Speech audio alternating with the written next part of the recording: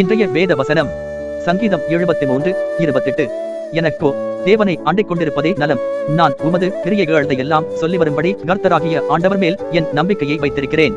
பிரியமானவர்களே, நீதிமானாய் வாழ்கிற ஜனங்கள் சோதனைகளையும் நெருக்கடிகளையும் சந்திக்கும் போது துன்மார்க்கர் செழித்து வாழ்வதை குறித்து ஆசாப் என்ற பக்தன் புலம்புவது தான் இந்த சங்கீதம் 73. ஆம், துன்மார்க்கர் எல்லா வழிகளிலேயும் துன்மார்க்கமாய் வாழ்ந்து எல்லாவிதமான அக்கிரமங்களையும் செய்து செழித்து வாழுகிறார்கள். ஆனால் தேவனை பின்பற்றி இந்த உலகத்து மனிதர்களைப் போல வாழாமல் தேவனுக்கென்று சித்தமானதை செய்து நீதிமானாய் வாழுகிற நமக்கோ பல நெருக்கடிகள், சோதனைகள், போராட்டங்கள் வருகிறது. இதை குறித்து ஆசாப் சொல்லுகிறார், இப்படி துன்மார்க்கமாய் வாழுகிற மனிதர்களை கர்த்தர் ஒரு நிமிஷத்தில் அழித்து நிர்மூலமாக்குவார். ஆனால் நானோ எப்போதும் உம்மோடு இருக்கிறேன். என் வலதுகையை பிடித்து தாங்குகிறீர்.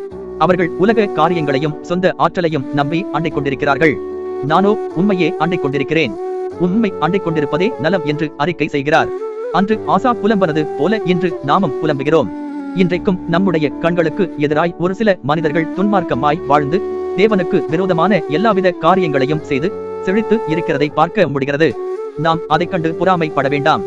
அவர்களை ஒரு நிமிஷத்தில் கர்த்தர் அழித்து போடுவார். ஏனென்றால் அவர்கள் உலக காரியத்தையும் சொந்த ஆற்றலையும் அண்டிக் கொண்டிருக்கிறார்கள். நாமோ தேவனையே அண்டிக் கொண்டிருப்போம். அவர் மேல் நம்பிக்கையாய் இருப்போம். அவர் நமக்கு செய்த நன்மைகளையும் விவரித்து சொல்வோம். அதுவே நமக்கு நலம். கர்த்தர் உங்களை ஆசீர்வதிப்பாராக.